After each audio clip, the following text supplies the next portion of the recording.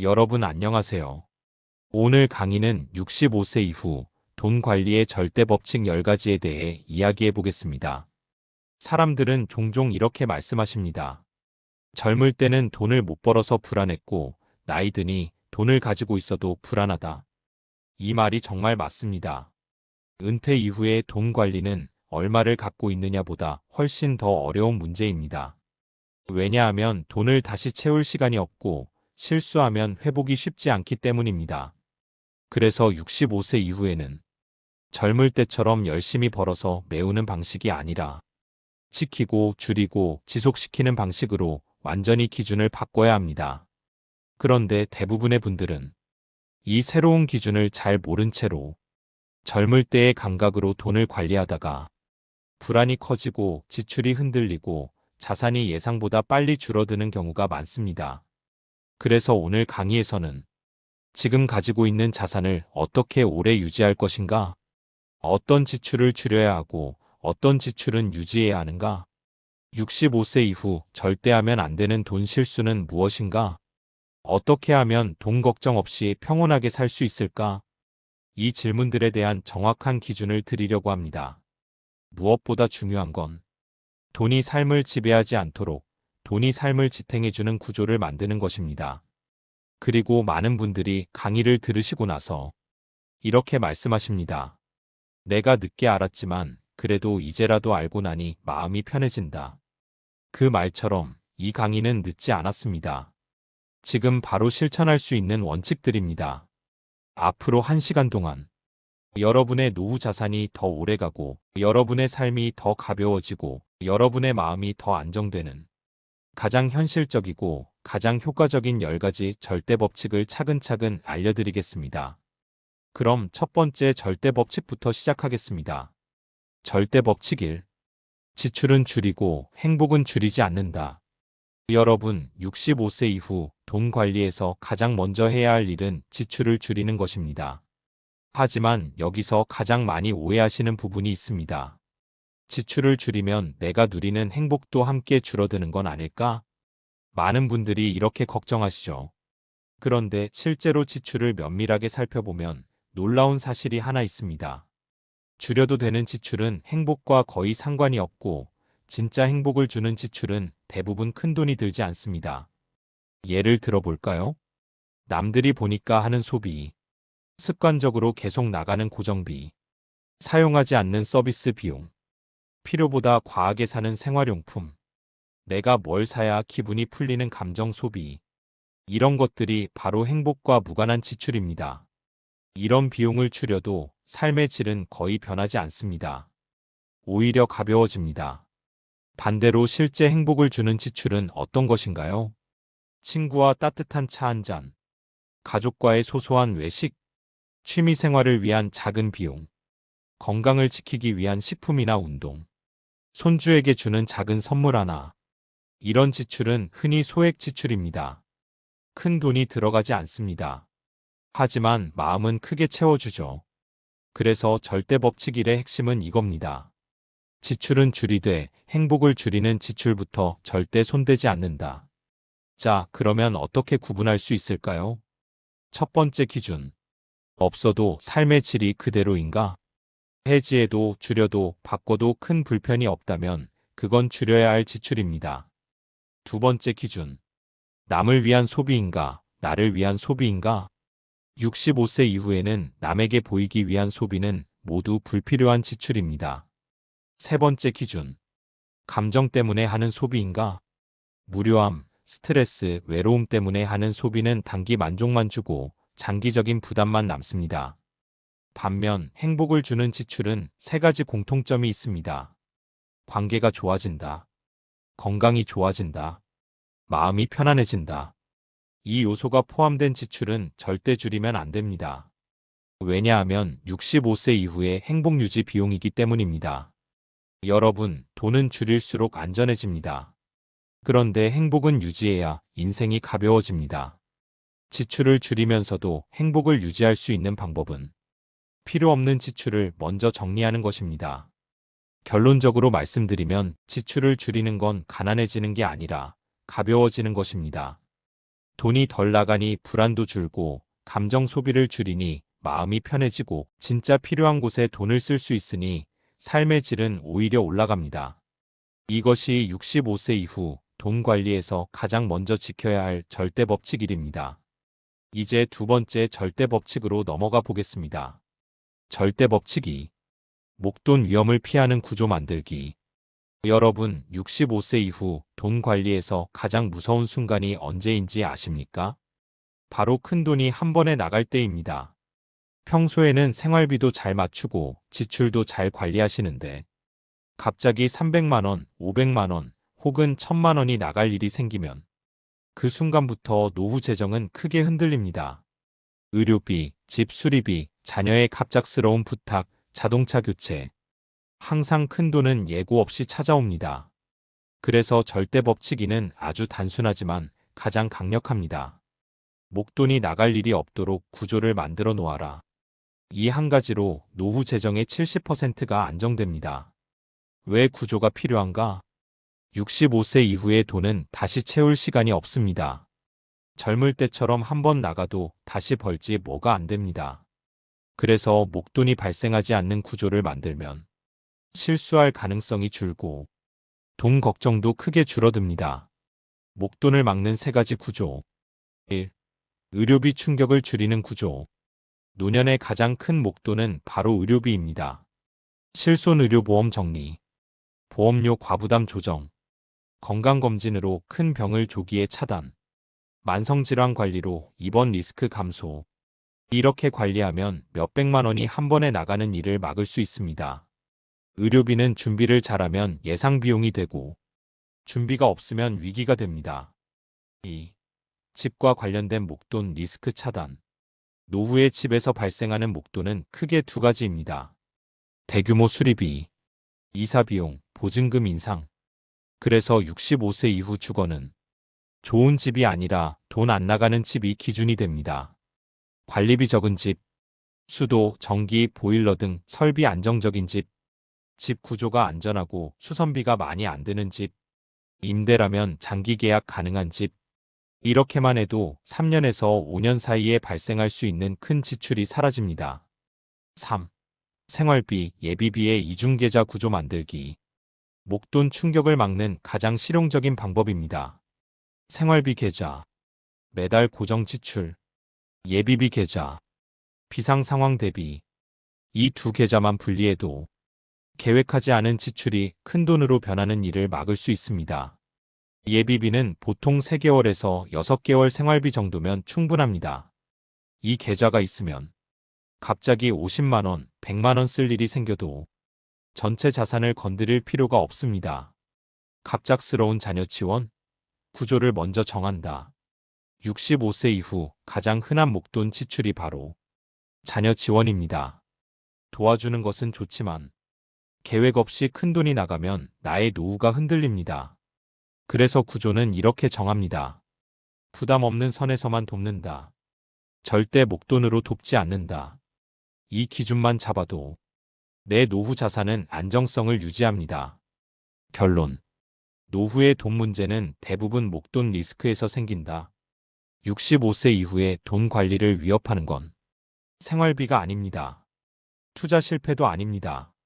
예고 없이 찾아오는 큰 지출입니다. 그래서 절대 법칙 2의 핵심은 단 하나입니다. 목돈이 필요 없는 구조를 만들면 노후는 예상보다 훨씬 안정적이고 훨씬 길게 유지됩니다.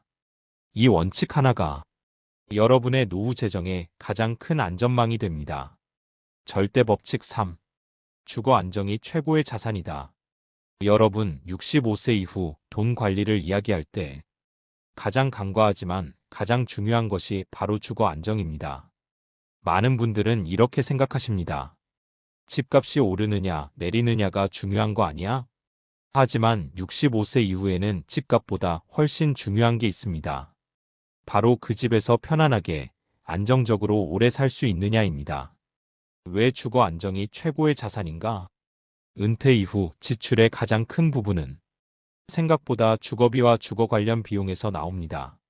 잦은 이사 비용, 관리비 상승, 집 수리비, 보증금 인상, 교통, 병원, 시장 접근성 부족으로 생기는 생활비 증가.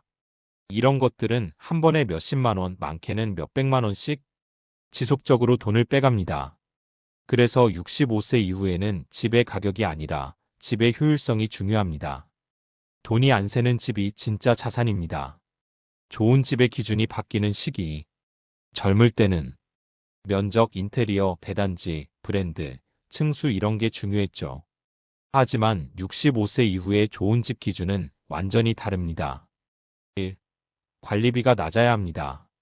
관리비가 월 20만 원 더 나가면 1년에 240만 원입니다. 10년이면 2,400만 원입니다. 작은 차이가 아닙니다. 2. 수리비가 적게 드는 집. 보일러 교체, 누수, 전기 문제는 갑자기 큰 비용으로 찾아옵니다. 설비 상태가 안정적이면 그 자체가 돈을 지키는 구조입니다. 3. 병원, 시장, 대중교통 접근성. 가까이 있다는 건 시간이 아니라 돈을 아끼는 구조입니다. 택시비 절약. 잘 먹으니 건강비 절약. 병원 접근이 쉬우니 질병을 조기에 발견. 이 모든 것이 주거 안정이 주는 숨은 수익입니다. 4. 계단이 없는 집. 계단이 많은 집은 사고 위험, 병원비 증가로 이어집니다. 노후에는 안전돈입니다. 주거가 안정되면 지출 구조가 완전히 달라진다. 집이 안정되면 생활비가 자연스럽게 10에서 20% 줄어듭니다. 교통비 감소, 외식비 안정, 의료비 감소, 예측 불가능한 지출 감소, 불필요한 큰 지출 차단. 즉, 집 하나가 돈을 새지 않게 막아주는 안전장치가 됩니다. 주거 불안이 가져오는 비용은 생각보다 위험하다.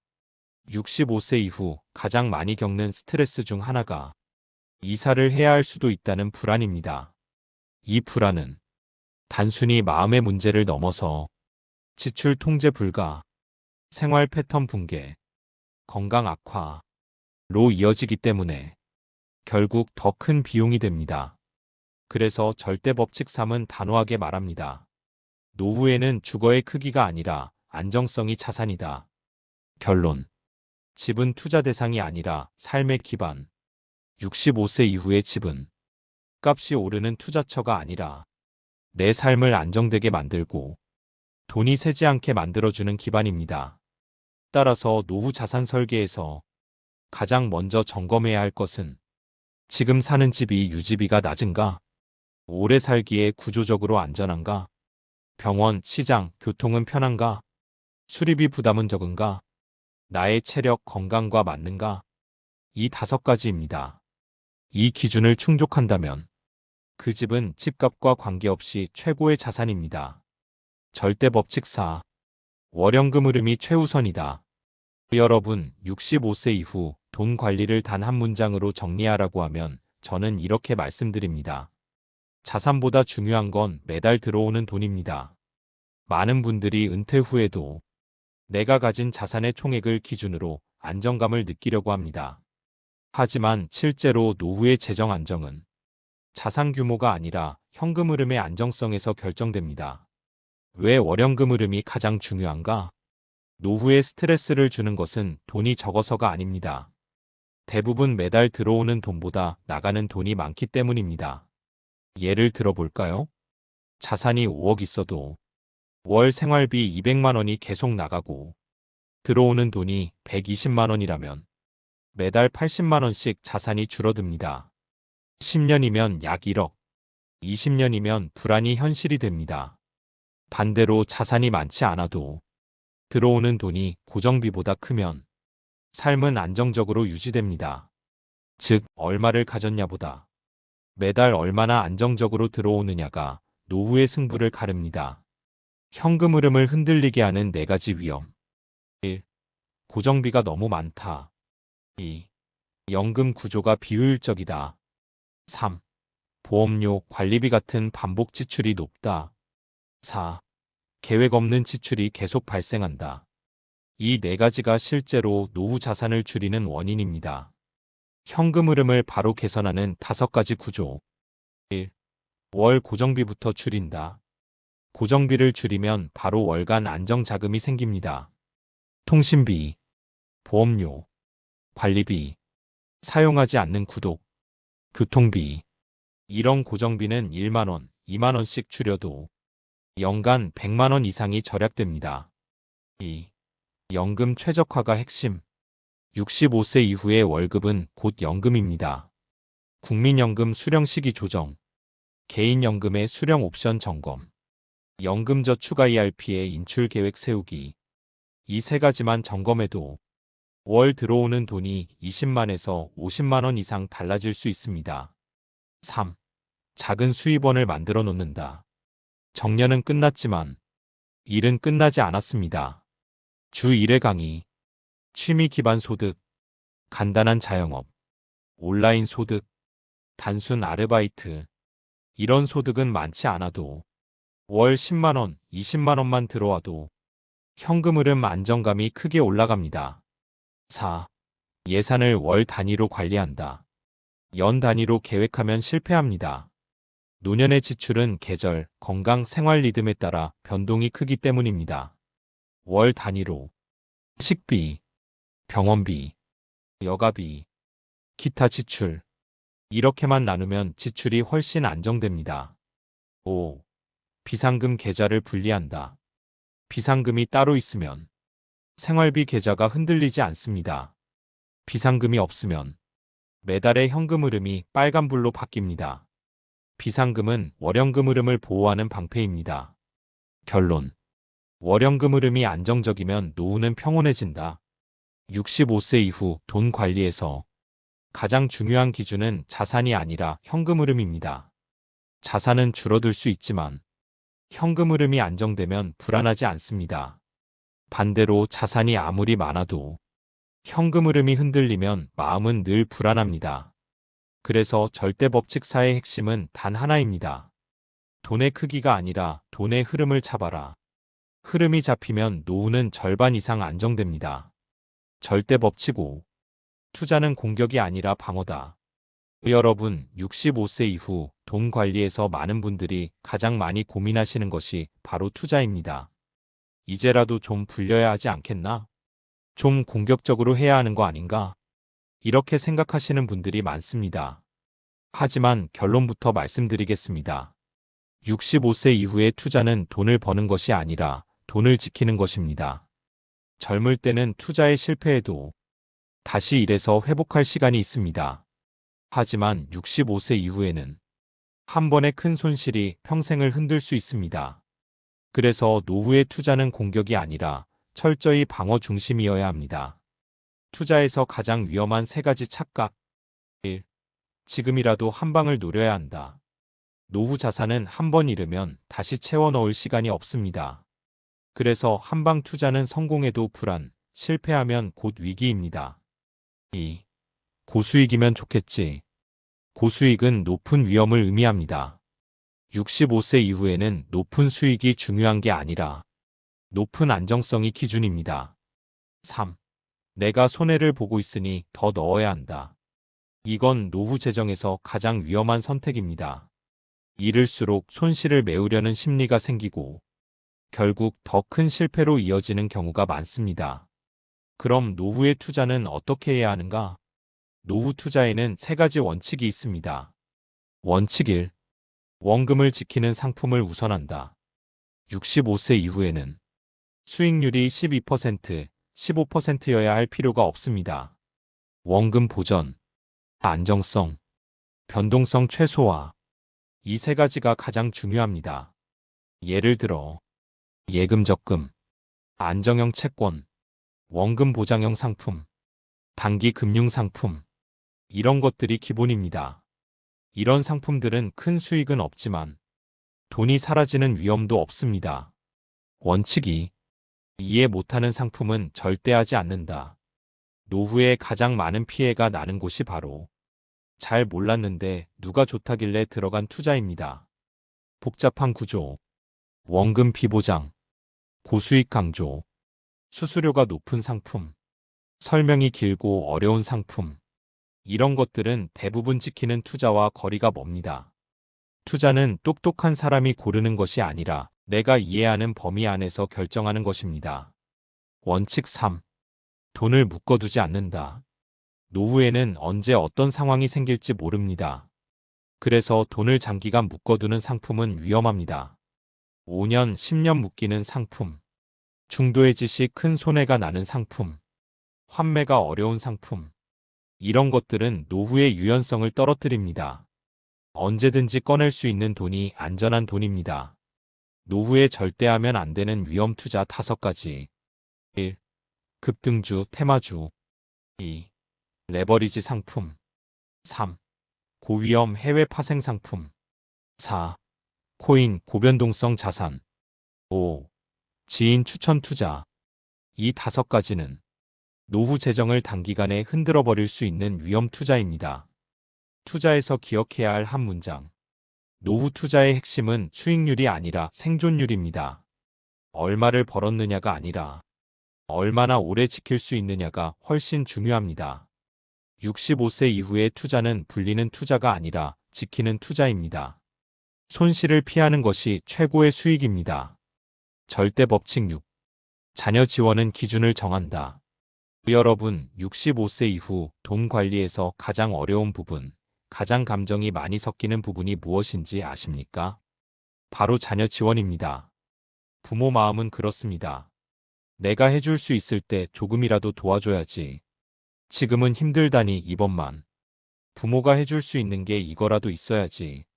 그런데 이 따뜻한 마음이 노후 재정에서는 가장 큰 리스크가 됩니다. 그래서 절대 법칙 6은 매우 단호합니다. 자녀는 돕되 기준을 분명히 정하라. 이 기준이 없으면 부모의 인생이 흔들립니다. 왜 기준 없는 지원이 위험한가? 첫째, 노후 자산은 복구가 불가능한 돈입니다. 젊을 때처럼 다시 벌 수 없습니다. 둘째, 한번 큰 돈이 나가면 그걸 메우기 위해 투자 리스크를 높이게 되고 결국 더 큰 실수를 부릅니다. 셋째, 기준 없는 지원은 부모의 삶뿐 아니라 자녀의 삶도 흔들리게 합니다. 지원이 반복되면 자녀도 그 구조에 익숙해져 스스로 해결하려는 능력이 떨어질 수 있습니다. 부모의 도움은 힘이 되는 지지가 아니라 의존의 연결고리가 될 위험이 있습니다. 그래서 자녀 지원에는 반드시 기준이 필요합니다. 이 기준은 3가지로 정리할 수 있습니다. 기준 1. 내 생활비 안에서만 돕는다. 65세 이후 재정에서 절대 건드리면 안 되는 돈이 바로 생활비와 연금 흐름입니다. 내 고정비를 위협하는 지원은 부모도 힘들고 자녀도 결국 압박감을 느낍니다.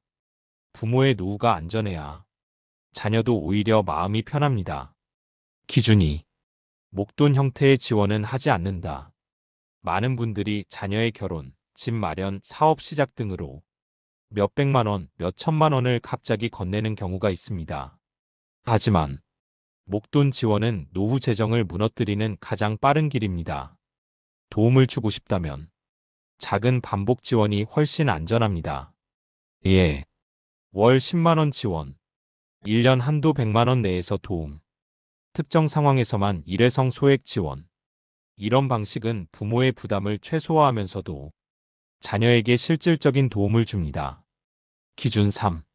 지원은 감정이 아니라 계획으로 한다.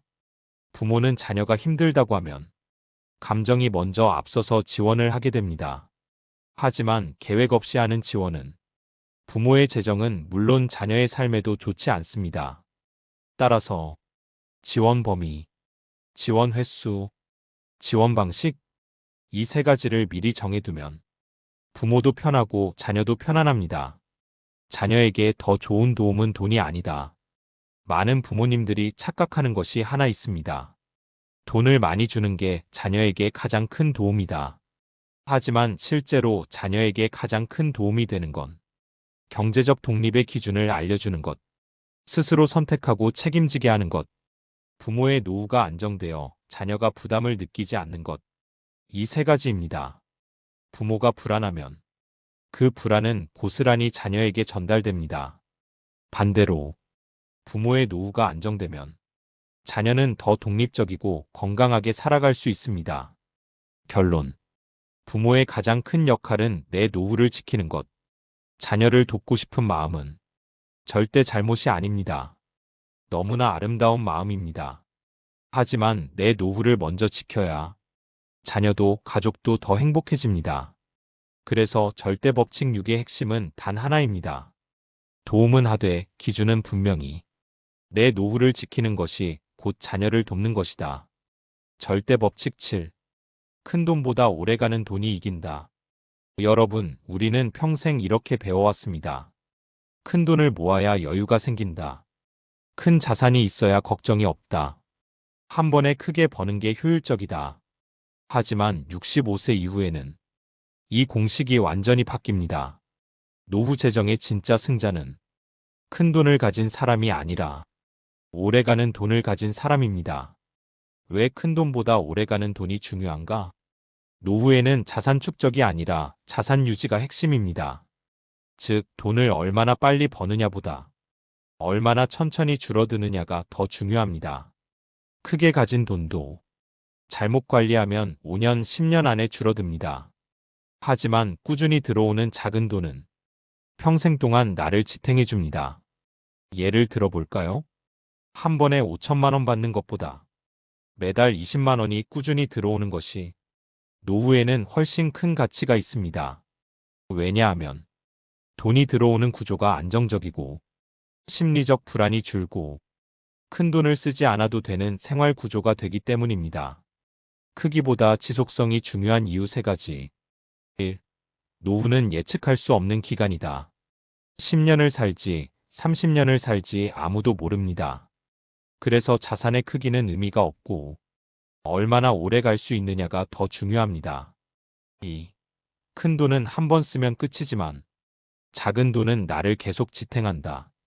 큰 돈은 마음의 여유도 잠시입니다. 결국은 다시 지출이 시작되므로 흐름이 중요합니다. 3. 지속되는 소득은 노후의 불안을 줄인다. 들어오는 돈이 있어야 지출을 계획할 수 있습니다. 계획이 있어야 스트레스가 없습니다. 오래가는 돈을 만드는 4가지 구조. 1. 연금 흐름을 최적화한다. 65세 이후 가장 오래가는 돈은 바로 연금입니다. 연금은 한 번 구조만 잘 잡아두면 평생 안정적인 현금 흐름을 제공합니다. 국민연금 수령 시기 조정, 개인연금 수령 옵션 점검, IRP 인출 구조 설계. 이 3가지만 해도 월 소득이 크게 달라집니다. 2. 고정비를 줄여서 남는 돈을 만든다. 오래가는 돈의 핵심은 남는 돈이 있느냐입니다. 고정비를 낮추면 같은 수입이라도 오래갑니다. 통신비, 보험료, 관리비, 자동이체 구독 정리, 이런 것만 정리해도 월 10만에서 30만 원이 절약되고 그 자체가 오래가는 돈이 됩니다. 3. 돈을 한 번에 쓰는 선택을 하지 않는다. 한 번의 큰 지출은 오래가는 돈 흐름을 무너뜨립니다. 자동차 교체, 자녀 목돈 지원, 집 수리비, 의료비 충격, 이런 것들은 한 번 발생하면 수년간 지출을 흔듭니다. 그래서 큰 지출 자체가 없는 구조가 가장 안전합니다. 4. 소소한 수입원을 만든다. 여러분, 노후의 소득은 많을 필요가 없습니다. 오래가는 것이 중요합니다. 작은 재능 강의, 공예 취미 기반 판매, 주 1회 아르바이트, 온라인 소득, 단순 용돈벌이 활동, 월 10만에서 20만 원이라도 이 소득이 꾸준히 이어지면 그 자체가 노후 안정자금이 됩니다. 결론. 노후의 돈은 크기가 아니라 리듬이다. 노후에 중요해지는 건 돈의 높이 크기가 아니라 돈의 길이 지속성입니다. 그래서 절대 법칙 7을 한 문장으로 정리하면 이렇습니다. 크게 가진 사람이 오래 사는 게 아니라 오래가는 돈을 가진 사람이 오래 안정적으로 산다. 큰 돈은 마음을 잠시 채우고 오래가는 돈은 인생을 끝까지 지탱합니다. 절대 법칙 8. 건강은 최고의 투자처다. 여러분, 돈 관리 이야기를 하다 보면 가장 중요한데도 가장 많이 놓치는 부분이 있습니다. 바로 건강입니다. 많은 분들이 이렇게 말씀하십니다.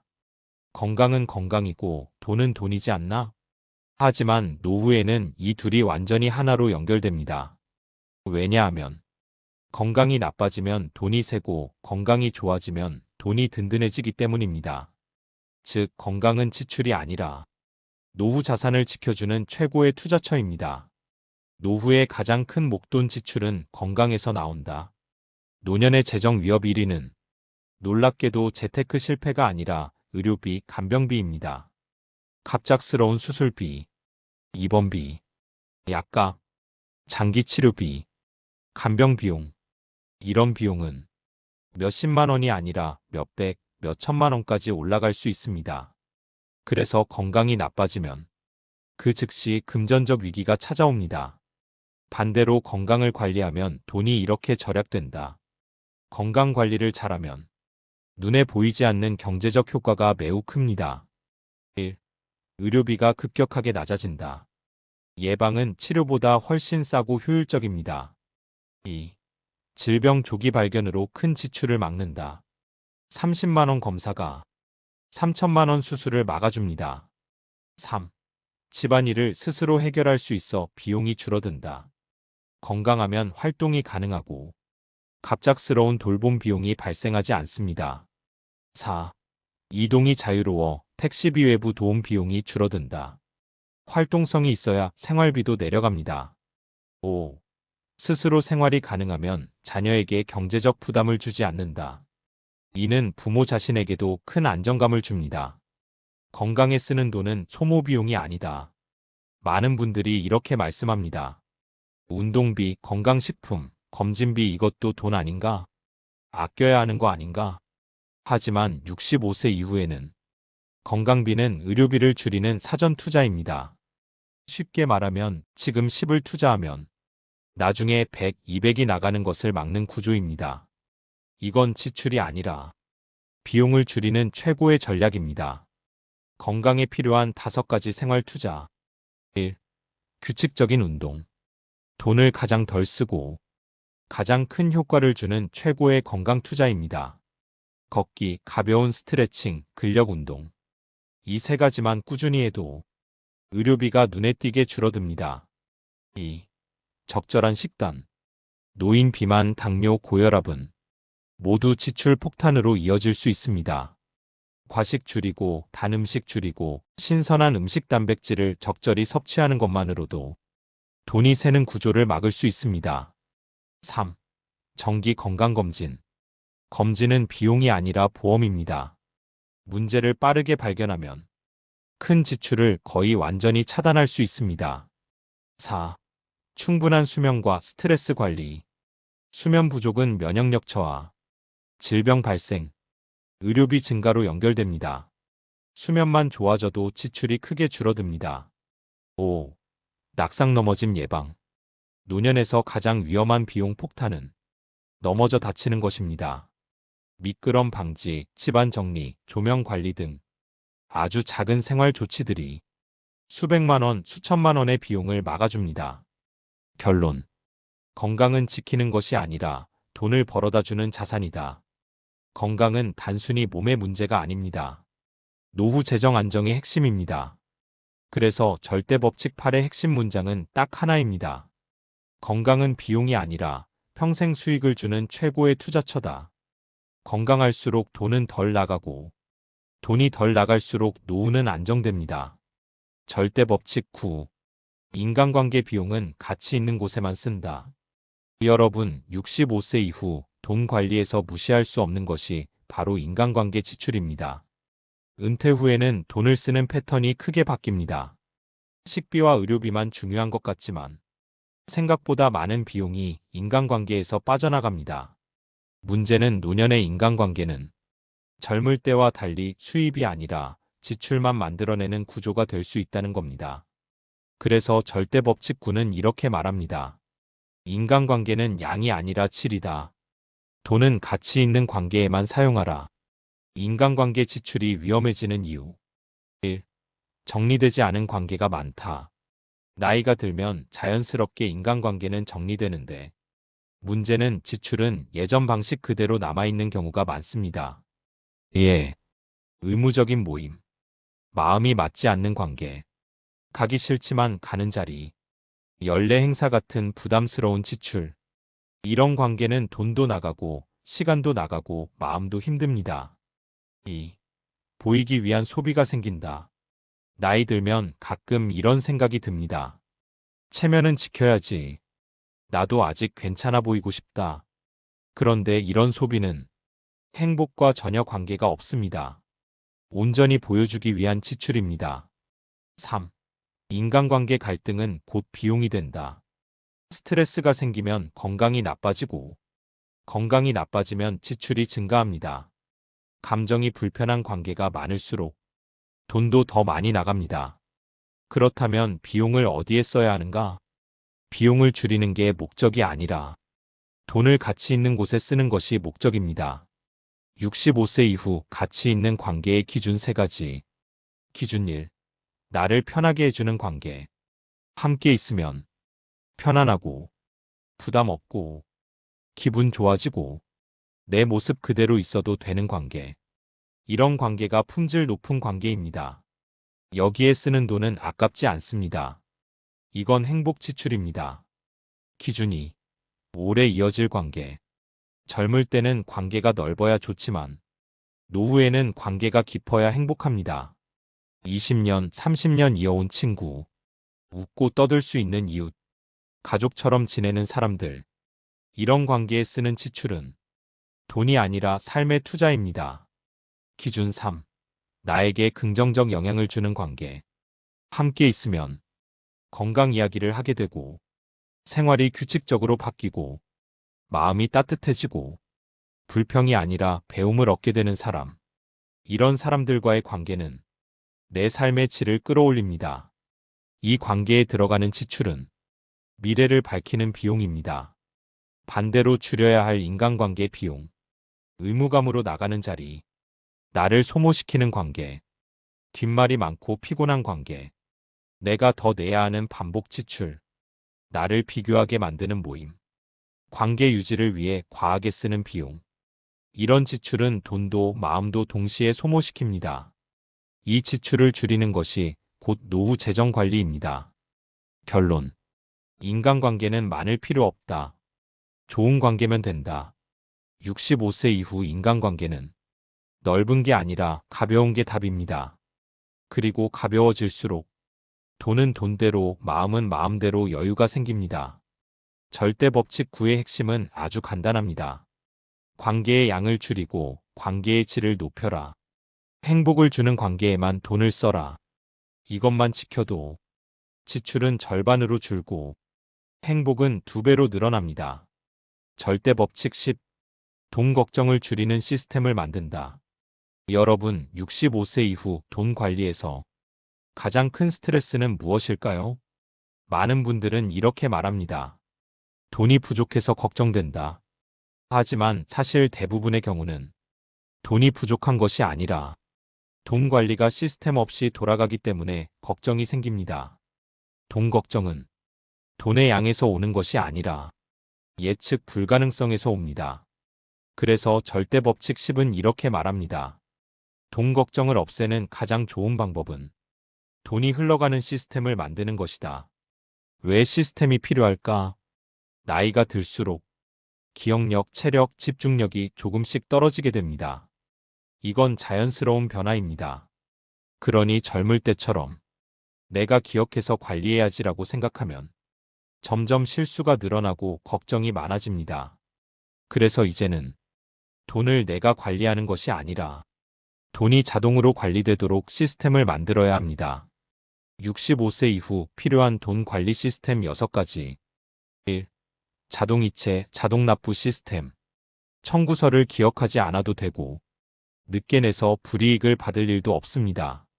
관리비, 통신비, 보험료, 공과금, 소액 구독료, 정기 지출을 자동으로 관리하면 지출 누락 걱정이 사라집니다. 2. 월간 예산 시스템. 노년의 지출은 계절, 건강, 생활 리듬에 따라 변동이 큽니다. 그래서 연 단위가 아니라 월 단위 예산을 설정해야 합니다. 예. 식비, 병원비, 여가비, 생활용품, 비상지출, 매달 예산을 정하고 정해진 금액 안에서 쓰는 것만으로 지출 안정성이 크게 올라갑니다. 3. 생활비 계좌와 비상금 계좌의 이중 구조. 두 계좌만 분리해도 재정 걱정의 70%가 사라집니다. 생활비 계좌는 매달 고정비 지출 전용, 비상금 계좌는 갑작스러운 지출 대응 전용. 이 구조가 없으면 갑자기 30만 원만 나가도 생활비가 무너집니다. 4. 연금 체크 시스템. 연금은 노후의 월급입니다. 월급은 점검을 해야 안정됩니다. 국민연금 수령 시기 점검, 개인연금 IRP 인출 일정 확인, 연금 수령액 대비 생활비 검토, 연금 흐름을 체크하면 매달 들어오는 돈이 더 예측 가능해집니다. 5. 금융사기 예방 시스템. 나이가 들수록 가장 위험한 것이 피싱 사기입니다. 사기는 한 번 당하면 몇백만 원, 많으면 몇천만 원이 빠져나갑니다. 예방 시스템만 갖춰도 사기의 90%를 막을 수 있습니다. 모르는 번호는 받지 않기, 문자 링크 절대 클릭하지 않기, 금융 앱은 비밀번호 자동 저장 금지, 가족에게 이상 상황 즉시 공유하기. 예방이 최고의 방어입니다. 6. 월 1회 돈 점검 데이 만들기. 매달 하루만 시간을 내면 됩니다. 지출 체크, 자동이체 점검, 예산 대비 현황 확인, 미사용 구독 취소, 금융 계좌 점검. 이 작업을 매달 한 번만 해도 노후 재정의 불안이 거의 사라집니다. 결론. 돈을 관리하는 게 아니라 돈이 나를 지켜주는 구조를 만든다. 65세 이후에는 내가 돈을 관리하는 구조가 아니라 돈이 자동으로 흘러가는 구조가 되어야 합니다. 그래야 기억력, 체력, 상황이 조금 변화해도 삶은 그대로 안정적으로 이어집니다. 절대 법칙 10의 핵심은 단 하나입니다. 돈 걱정을 없애는 가장 확실한 방법은 돈이 스스로 굴러가도록 시스템을 만드는 것이다. 이 시스템 하나로 노후의 불안은 크게 줄고 삶의 리듬은 훨씬 안정됩니다. 여러분, 오늘 1시간 동안 65세 이후 돈 관리 절대 법칙 10가지를 함께 살펴봤습니다. 많은 분들이 이렇게 말씀하십니다. 노후 돈 관리 이제 와서 바꿀 수 있을까? 그런데 여러분, 정말 중요한 사실이 하나 있습니다. 노후의 돈 관리는 금액이 아니라 방향을 바꿀 때부터 좋아집니다. 오늘 들으신 10가지 원칙은 지금 당장 큰 결단을 내리라는 이야기가 아닙니다. 아주 작은 것부터 하나씩 적용하면 여러분의 삶 전체가 서서히 안정되도록 설계된 원칙들입니다. 오늘 강의의 핵심은 단 하나입니다. 돈이 인생을 무겁게 만드는 것이 아니라 인생을 편안하게 지탱해주는 구조를 만든다. 65세 이후의 돈 관리는 수익을 쫓는 것이 아니라 불안을 줄이고 지속성을 만들고 행복을 지키는 작업입니다. 지출은 줄이되 행복은 줄이지 않고, 목돈 위험은 없애고, 주거는 안정시키고, 월연금 흐름을 확보하고, 투자는 지키는 중심으로 하고, 자녀 지원은 기준을 정하고, 오래가는 돈을 만들고, 건강을 투자처럼 관리하고, 인간관계는 질을 높이고, 돈 걱정은 시스템으로 줄이는 것. 이 10가지는 여러분의 남은 삶을 더 길고, 더 평온하게, 더 안전하게 만들어주는 로드맵입니다. 여러분께 마지막으로 드리고 싶은 말. 여러분, 65세 이후의 인생은 마무리 단계가 아닙니다. 오히려 내가 나를 위해 살아갈 수 있는 진짜 인생의 이막입니다. 돈이 그 이막을 방해하는 것이 아니라 여러분을 지켜주는 든든한 벽이 되도록 만드는 것. 그게 오늘 말씀드린 절대 법칙들의 목적입니다. 오늘 강의가 여러분의 삶을 조금이라도 더 안정되게, 조금이라도 더 편안하게 만드는 데 도움이 되셨기를 진심으로 바랍니다. 강의가 도움이 되셨다면 좋아요와 구독, 그리고 주변 분들과의 공유까지 정말 큰 힘이 됩니다.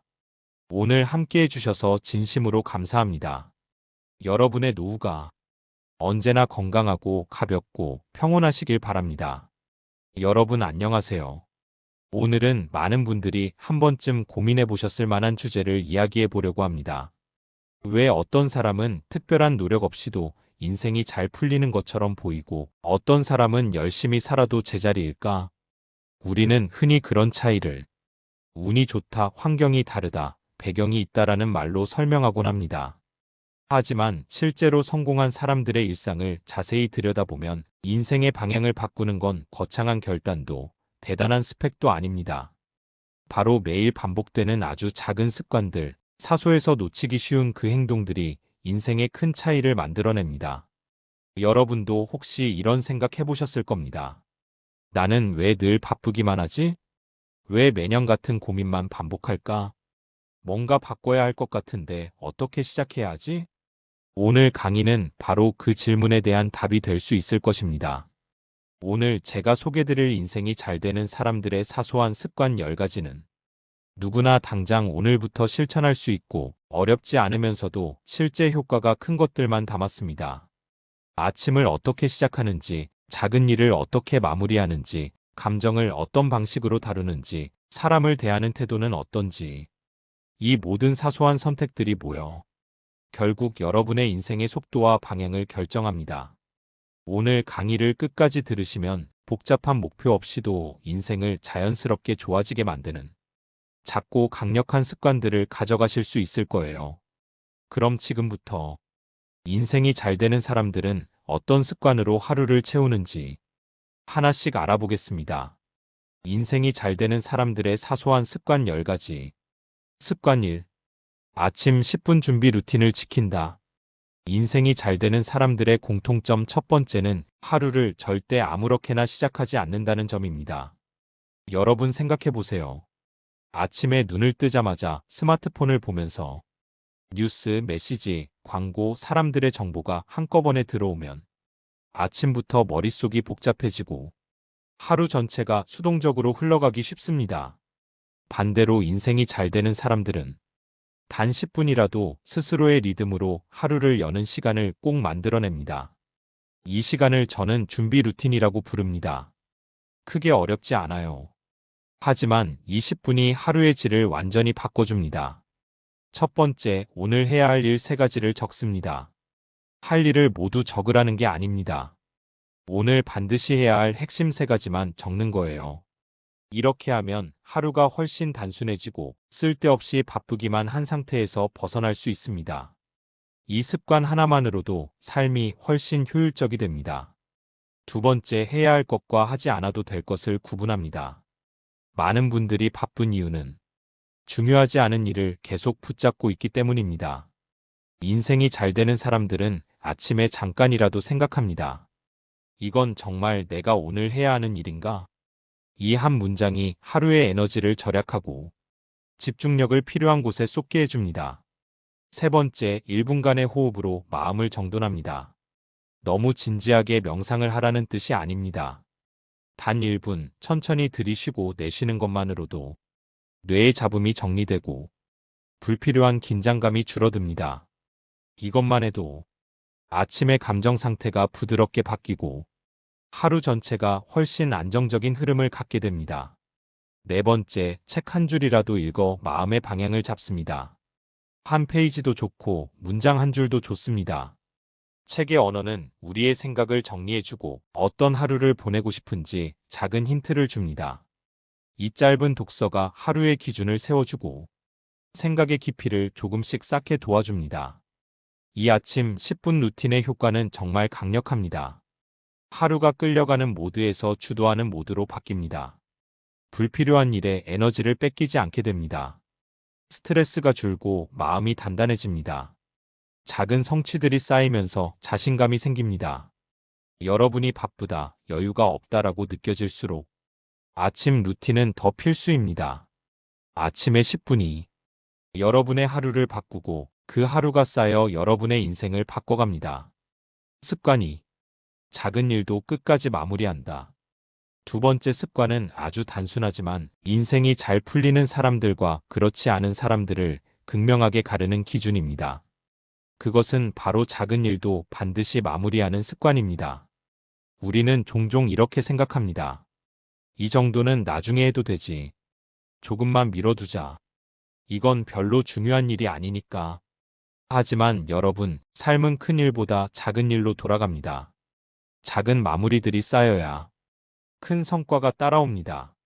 작은 마무리는 자기 신뢰를 만든다. 예를 하나 들어볼게요. 읽다가 덮어둔 책, 답하려다 말아둔 메시지, 열어놓고 방치된 브라우저 탭, 한두 줄 남겨놓고 미뤄둔 문서 작성.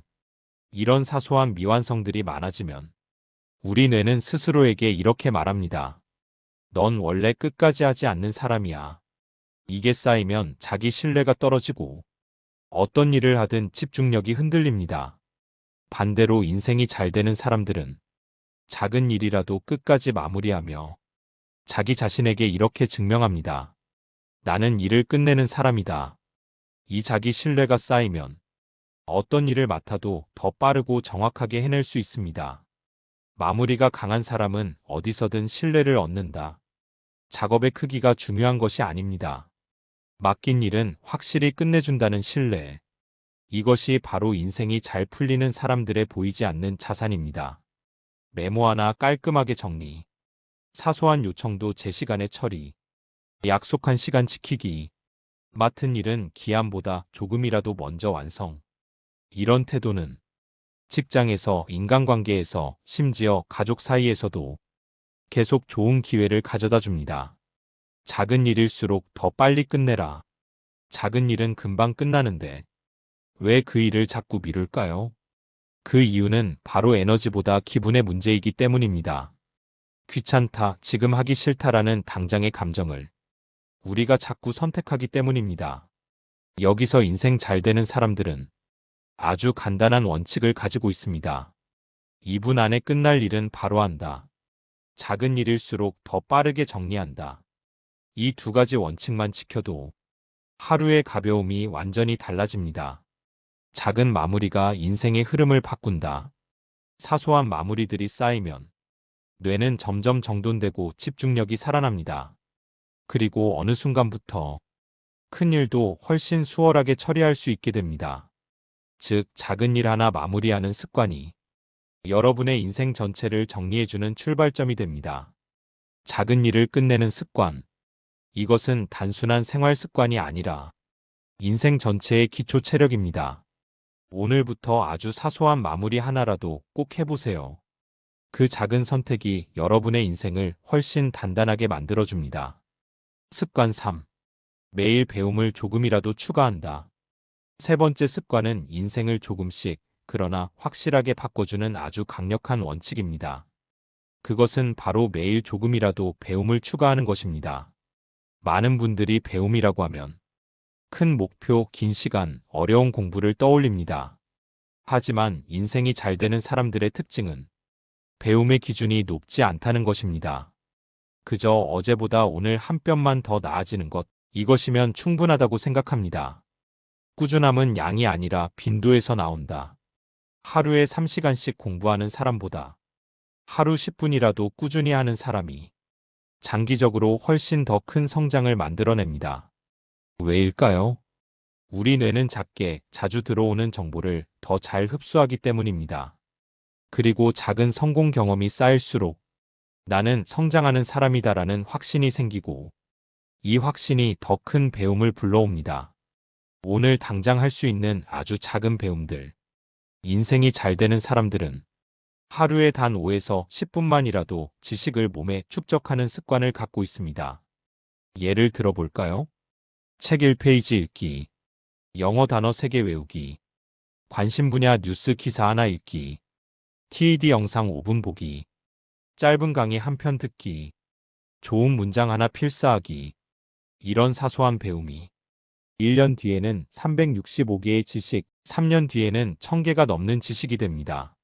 이 차이는 결코 작은 차이가 아닙니다. 배움의 폭은 넓을수록 좋다. 인생이 잘 풀리는 사람들은 배움을 한 가지 분야에만 제한하지 않습니다. 관심이 가는 주제라면 무엇이든 마음의 영양분처럼 받아들입니다.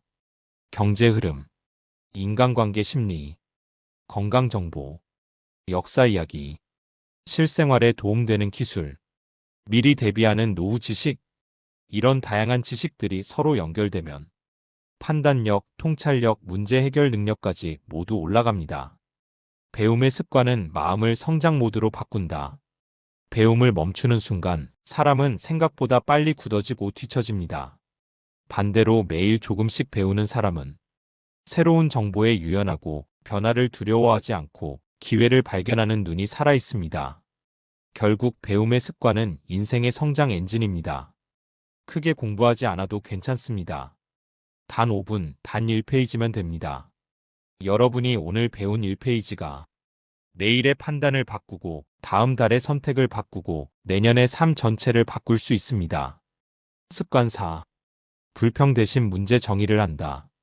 네 번째 습관은 인생이 잘 되는 사람들의 사고방식을 가장 분명하게 보여주는 부분입니다.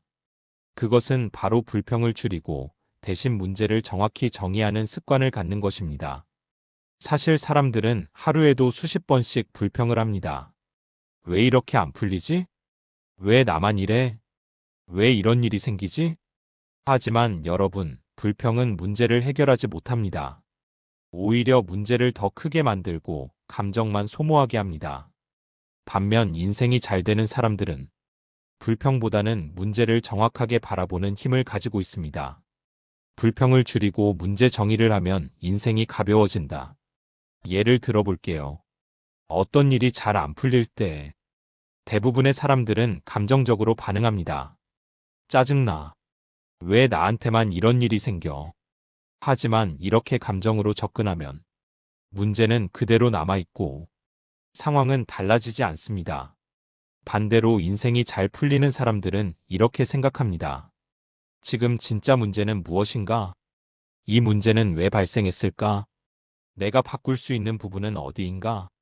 문제를 정의하는 순간 감정은 사라지고 해결을 위한 다음 행동이 보이기 시작합니다.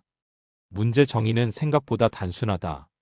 문제를 정의하는 가장 쉬운 방법은 아래 세 가지 질문을 스스로에게 던지는 것입니다.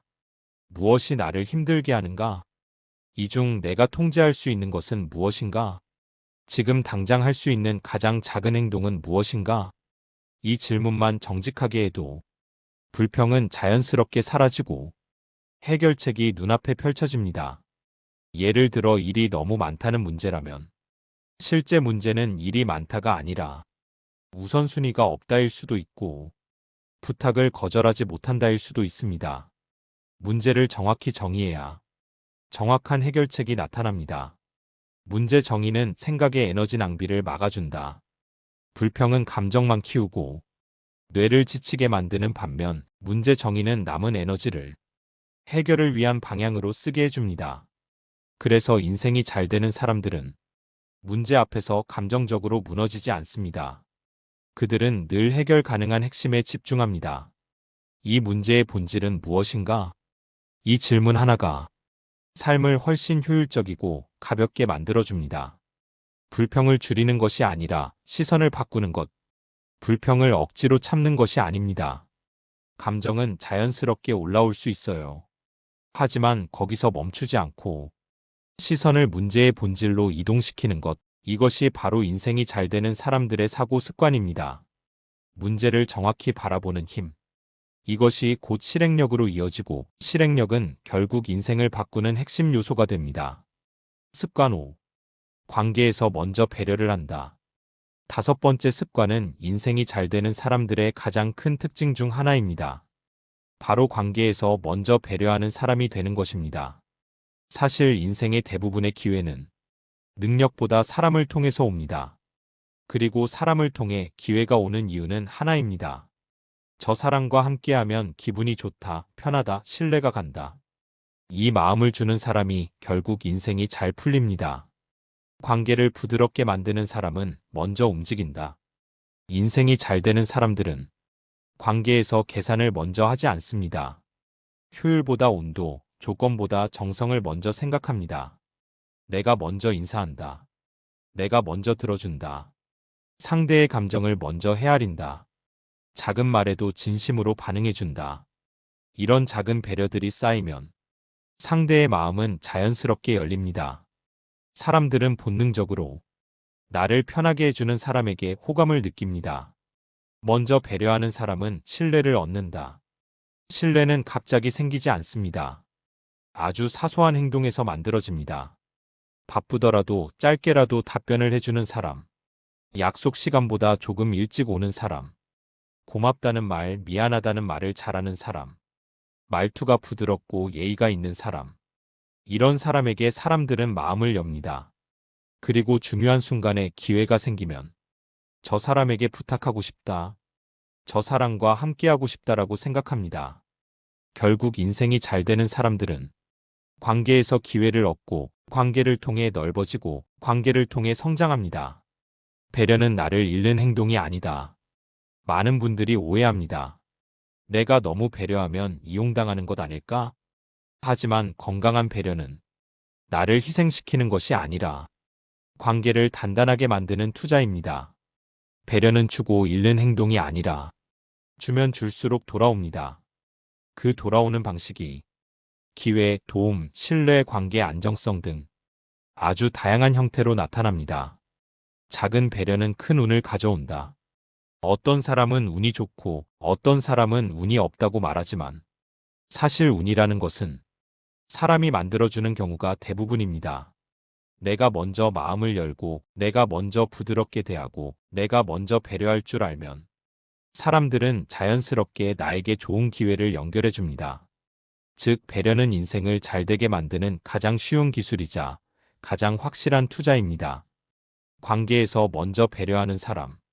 이 습관은 단순한 예의가 아니라 여러분의 인생의 길을 넓히는 가장 큰 힘입니다. 습관 6. 감정에 이름을 붙이는 습관. 여섯 번째 습관은 겉으로 보기에는 아주 사소해 보이지만 실제로는 삶의 질을 크게 바꾸는 강력한 기술입니다. 바로 감정에 이름을 붙이는 습관입니다. 인생이 잘 되는 사람들은 감정에 끌려다니지 않습니다. 감정을 억누르지도 않고 무시하지도 않습니다. 대신 자신의 감정을 정확한 언어로 표현하는 능력을 갖고 있습니다. 감정에 이름을 붙이면 감정이 잠잠해진다.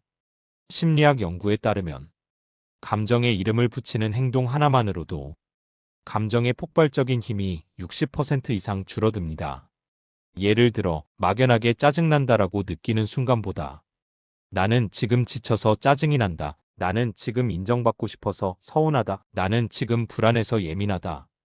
라고 말하는 순간 감정은 더 이상 나를 휘두르지 못합니다. 이유는 간단합니다. 감정을 느끼는 상태에서 관찰하는 상태로 전환되기 때문입니다. 감정을 바라보는 순간 그 감정은 이미 반 이상 해결된 겁니다.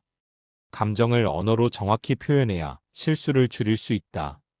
감정을 제대로 표현하지 못하면 대부분의 관계 갈등은 감정 오해에서 비롯됩니다.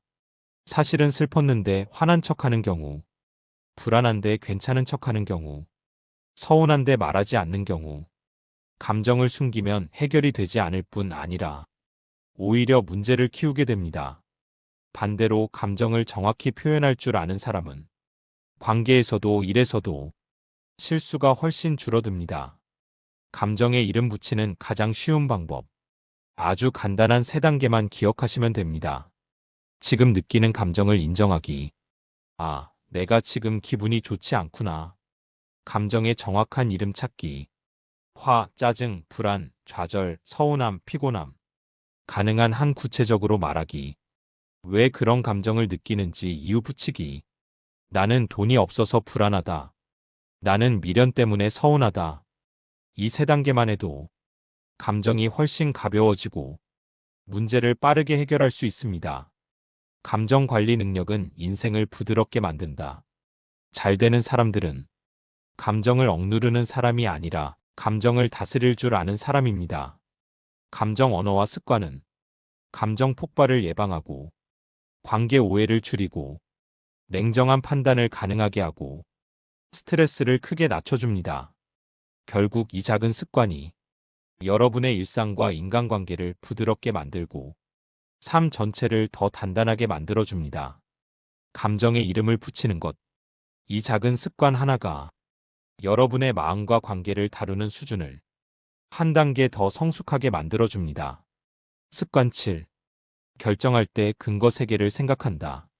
7번째 습관은 인생이 잘 되는 사람들의 결정력을 보여주는 핵심 원칙입니다. 바로 무엇을 결정할 때 항상 근거 3개를 생각하는 습관입니다. 많은 사람들은 결정을 할 때 감정에 끌려가거나 순간의 기분에 따라 움직입니다. 그래서 후회가 많고 실수가 반복됩니다. 반면 인생이 잘 되는 사람들은 결정을 가볍게 하지 않습니다. 하지만 그렇다고 지나치게 오래 고민하지도 않습니다. 그들은 단 하나의 원칙을 사용합니다. 이 선택을 해야 하는 이유가 3개 이상 있는가? 근거 3개가 없으면 충동적 결정일 가능성이 높다. 갑자기 사고 싶은 물건, 즉흥적으로 만나고 싶은 사람, 막연히 하고 싶은 일. 해보면 대부분 이유가 1에서 2개밖에 없습니다. 이런 선택은 감정에 기반한 경우가 많고 시간이 지나고 나면 후회할 확률이 매우 높습니다. 반대로 3개 이상의 이유가 명확히 떠오르는 결정은 대부분 논리와 현실성이 기반이 되어 있습니다. 예를 들면 이 일을 해야 하는 이유 3가지가 뭘까? 이 사람을 만나야 하는 이유가 3개가 되나? 이 물건을 사야 하는 이유가 3개 이상 명확한가? 이렇게 질문해보면 즉시 판단이 깔끔해집니다. 근거를 찾다 보면 진짜 원하는 것이 드러난다. 왜 3개일까요? 이유 한두 개는 누구나 쉽게 만들 수 있지만 3개를 찾다 보면 그 선택의 진짜 필요성과 감정이 분명하게 드러납니다. 예를 들어 어떤 일을 그만두고 싶다고 할 때 그만두고 싶은 이유 3개를 적어보면 충동적인 감정인지 아니면 정말 바꿔야 할 문제인지 뚜렷하게 구별됩니다. 결국 근거 3개 원칙은 내 마음을 더 정확히 이해하고 현실을 더 선명히 보게 해주는 도구입니다. 근거 3개는 결정을 빠르게 해준다. 역설적이게도 이 원칙은 결정을 어렵게 만드는 것이 아니라 오히려 빠르게 결정하도록 도와줍니다. 근거 3개가 딱 떠오르면 그 결정은 미루지 않아도 됩니다. 자신 있게 선택해도 괜찮습니다. 반대로 3개가 끝까지 떠오르지 않는다면 그 결정은 지금 당장이 아니거나 선택할 필요가 없는 경우가 많습니다. 이 기준 하나로 불필요한 고민, 후회, 시간을 크게 줄일 수 있습니다.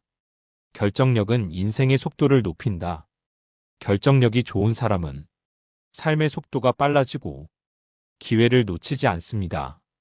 결정을 잘하면 시간 낭비가 줄고 에너지 낭비가 줄고 후회가 줄고 실행력이 강해집니다. 결국 인생이 잘 되는 사람은 운이 좋거나 특별한 능력을 가진 사람이 아니라 더 나은 결정을 자주 내리는 사람입니다. 근거 3개 원칙. 이 단순한 습관 하나가 여러분의 판단력을 선명하게 만들고 여러분의 인생을 더 가벼우면서도 정확한 방향으로 이끌 것입니다. 습관 8. 물건, 일, 감정을 계속 가볍게 유지한다. 8번째 습관은 인생이 잘 되는 사람들이 공통적으로 갖고 있는 삶의 태도입니다. 바로 물건, 일, 감정을 가볍게 유지하는 습관입니다. 인생이 잘 안 되는 사람들의 특징이 모든 것을 너무 무겁게 안고 간다는 것입니다. 물건도 쌓아두고, 일도 붙잡아두고, 감정도 오래 쥐고 있습니다. 그러다 보면 인생 전체가 무겁고 복잡해지고 정작 중요한 일에 쓸 에너지가 사라집니다. 반대로 인생이 잘 풀리는 사람들은 삶을 가볍게 유지하는 데 탁월합니다. 물건을 가볍게 하면 마음이 가벼워진다. 방이나 책상이 복잡하면 머릿속도 복잡해지기 쉽습니다. 그래서 잘 되는 사람들은 주기적으로 물건을 비우고 정리합니다. 안 쓰는 물건은 과감하게 버리기, 책상 위 5개 이하로 유지하기, 옷장은 계절마다 점검하기, 언젠가 쓸 물건은 집에 두지 않기. 물건이 줄어들면 공간이 넓어지고, 공간이 넓어지면 생각이 시원해지고, 생각이 시원해지면 인생의 흐름이 부드러워집니다. 일은 필요한 것만 남기고 단순화한다. 할 일이 많아 보이는 이유는 일이 많아서가 아니라 정리가 안 돼 있어서입니다. 잘 되는 사람들은 일을 이렇게 관리합니다. 해야 할 일과 하지 않아도 될 일 구분. 중요한 일 3개만 설정. 작은 일은 즉시 처리. 미루는 일은 과감하게 삭제. 일이 단순해지면 집중력도 올라가고 하루가 훨씬 효율적으로 돌아갑니다. 감정을 가볍게 하는 것이 삶을 부드럽게 만든다. 가장 중요한 부분입니다. 감정을 오래 쥐고 있는 사람. 삶이 무겁고 힘들어집니다. 서운함을 오래 품고, 분노를 키우고, 걱정을 계속 반복하고, 과거에 머물고, 이런 감정의 무게가 삶의 흐름을 막습니다. 반면 인생 잘 되는 사람들은 감정을 오래 붙잡지 않습니다. 아, 내가 지금 이런 감정을 느끼고 있구나. 인정하고 흘려보냅니다. 그리고 이렇게 말하죠. 이 감정이 내 인생 전체를 흔들 정도의 문제인가? 감정을 가볍게 바라보는 순간, 삶의 속도가 훨씬 부드러워지고 스트레스가 크게 줄어듭니다. 가벼움은 방치가 아니라 정리의 기술이다. 중요한 건 가볍게 산다는 것이 무책임하게 산다는 뜻이 아니라는 점입니다. 잘 되는 사람들의 가벼움은 정리하고 선택하고 비우는 능력입니다. 이 능력이 인생 전체의 효율을 높여줍니다. 정리된 삶은 더 빨리 나아갈 수 있게 하고, 좋은 기회를 붙잡을 수 있게 하고, 문제를 더 쉽게 해결할 수 있게 합니다. 물건, 일, 감정. 이 세 가지를 가볍게 유지하는 순간, 삶은 놀라울 만큼 부드럽고 빠르게 풀립니다. 습관 9. 하루 10분 몸을 움직인다. 아홉 번째 습관은 너무 익숙해서 많은 분들이 과소평가하는 부분입니다. 하지만 인생이 잘 풀리는 사람들은 예외 없이 지키는 중요한 원칙이 하나 있습니다. 바로 하루 10분이라도 몸을 반드시 움직인다는 것입니다. 몸이 움직여야 생각도 움직이고 몸이 건강해야 인생의 흐름도 탄력을 받습니다. 결국 건강이 인생의 바탕입니다. 몸을 움직이면 마음이 먼저 가벼워진다. 복잡한 생각, 스트레스, 근심은 머리로만 해결하려 하면 더 복잡해지고 무거워집니다. 그런데 몸을 조금만 움직이면 뇌가 자동으로 스트레스를 해소하는 방향으로 작동합니다. 잠깐 걷기, 가벼운 스트레칭, 허리 돌리기, 어깨 펴기, 계단 한 층만 오르기. 이런 사소한 움직임만으로도 기분이 훨씬 부드러워지고 머릿속이 정돈되며 마음의 무게가 확 줄어듭니다. 10분 운동은 뇌를 활성 모드로 바꾼다. 몸을 움직이면 뇌는 바로 활성화되고 집중력이 올라갑니다. 그래서 인생이 잘 되는 사람들은 작은 움직임을 하루의 시동처럼 사용합니다.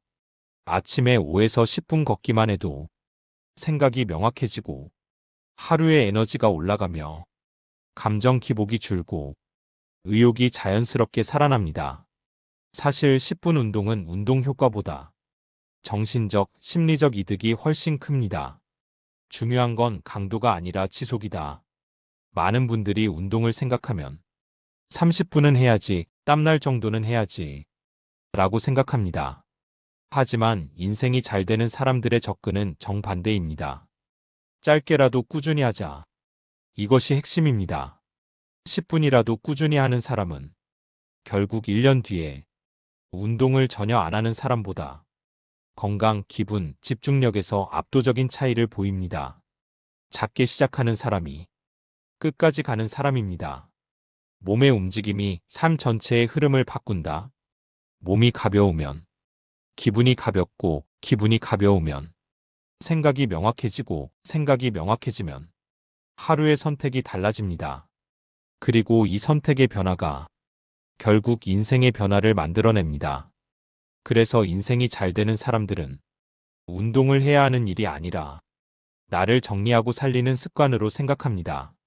하루 10분이라도 몸을 움직이는 것. 이 아주 단순한 습관이 여러분의 에너지, 감정, 집중력, 삶의 리듬을 놀라울 만큼 끌어올려 줄 것입니다. 습관 10.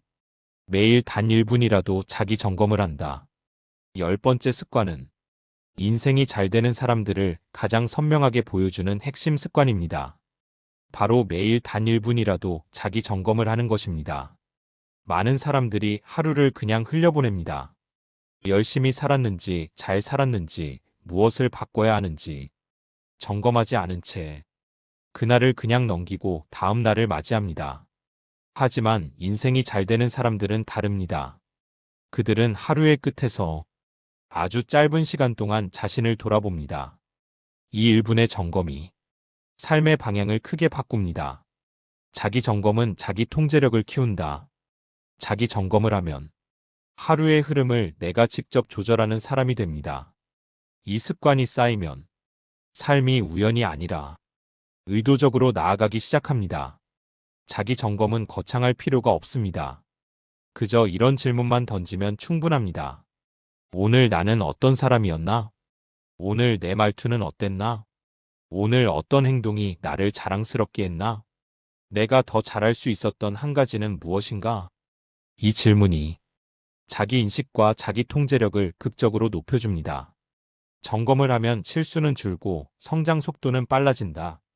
사람은 실수를 반복할 때 대부분 이유는 하나입니다. 스스로를 돌아보지 않아서입니다. 자기 점검은 하루 동안의 실수나 아쉬운 행동을 다음 날로 가져가지 않게 해줍니다. 불필요하게 감정적으로 말했던 순간, 미루었던 일, 제대로 경청하지 못한 순간, 건강을 소홀히 한 선택, 이런 것들을 단 1분만 돌아봐도 다음 날 행동이 달라집니다. 이 작은 변화가 모여 성장 속도가 크게 올라갑니다. 자기 점검은 긍정적 자기 대화와도 연결된다.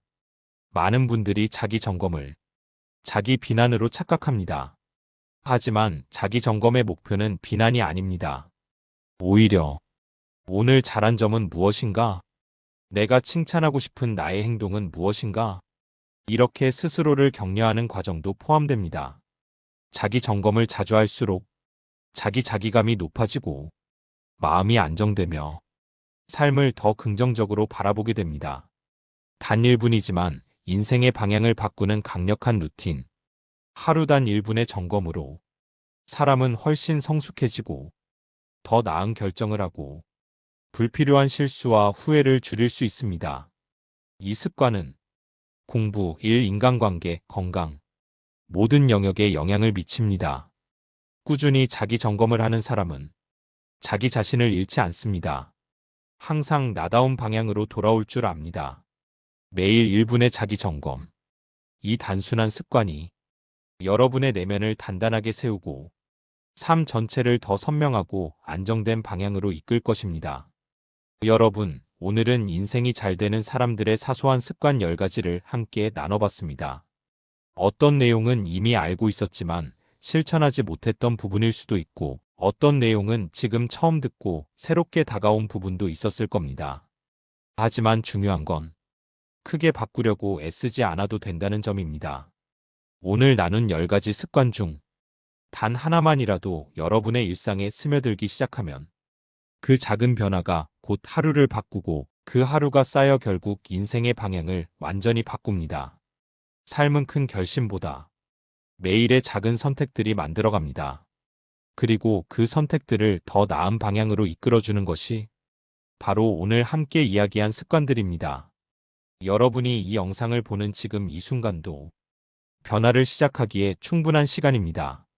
아침에 10분, 작은 마무리, 짧은 배움, 감정 다루기, 가벼운 상, 그리고 1분의 자기 점검. 이 모든 것들은 누구나 할 수 있는 사소한 습관들이지만 여러분의 인생을 더 단단하고 가볍고 기분 좋게 만들어줄 겁니다. 오늘 강의가 여러분의 생활 속 작은 변화의 출발점이 되기를 진심으로 응원합니다. 항상 여러분의 성장을 응원합니다. 오늘도 함께 해주셔서 감사합니다.